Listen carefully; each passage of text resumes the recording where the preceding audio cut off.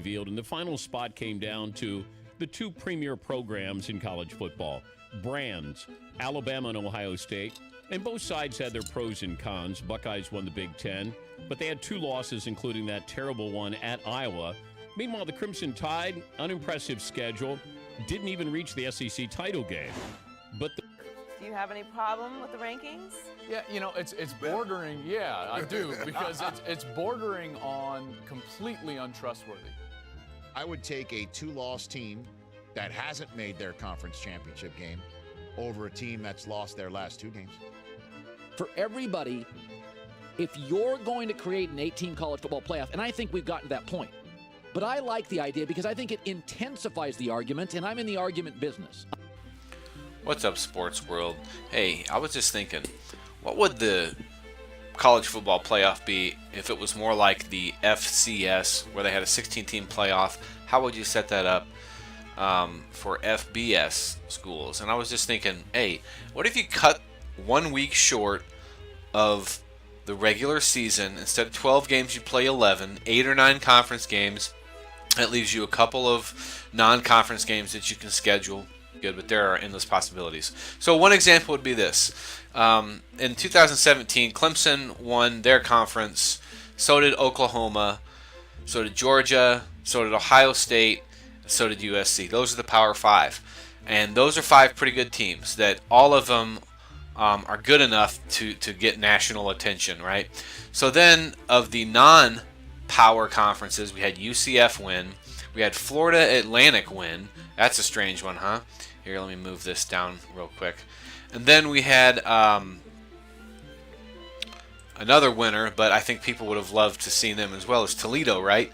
And then we had, now again, hold on. This is not my final bracket, but just going over the winners. We had Boise State won their conference, Appalachian State won their conference, and then at-large bids could have been teams like Wisconsin, Auburn, Miami, TCU, Penn State, and Alabama.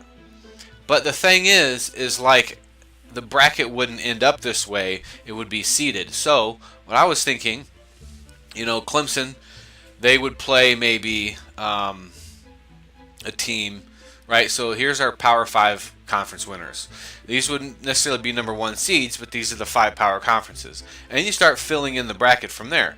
You've got UCF, maybe they should play Oklahoma.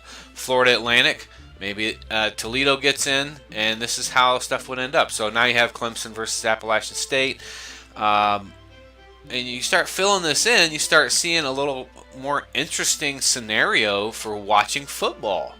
I mean, I watch my team only most of the time on Saturdays, but what if the entire rest of November and rest of December and into early January, you might not even have to go into January, you're watching these bowl games now. Now you're actually paying attention, because who wouldn't want to watch UCF versus Oklahoma? Even if I was a TCU fan, I would definitely turn on UCF versus Oklahoma. Who wouldn't want to watch Penn State versus Florida Atlantic? I would. So every one of these situations like that, I would have loved to have seen Alabama versus Toledo. Boise State versus Georgia, that would have been awesome. And then a possible outcome after that setup would be, maybe Clemson beats App State, maybe Miami upsets Ohio State, TCU beats USC, UCF beats Oklahoma, Georgia wipes Boise State, Wisconsin and Auburn great game, Alabama beats Toledo, Penn State, clobbers Florida Atlantic or whatever. So Wisconsin and Penn State. Now you got 2 at-large bids in the Final Four, right? But they were good. They were really good. And then you got Miami versus UCF. Again, this is not something that I'm thinking is likely, but I'm just saying it is possible, which makes it interesting, is the possibility, just like the big dance.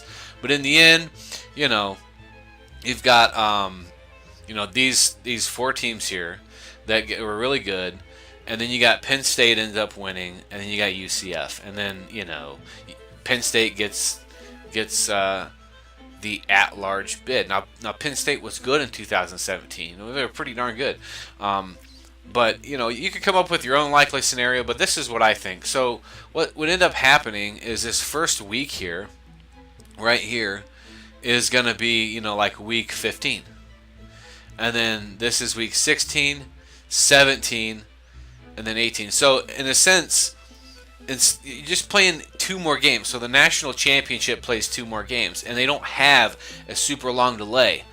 But the FCS does this very similar to this, except they have, you know, different reasons to vote in at-large bids, I guess. But hey, just saying, what do you think?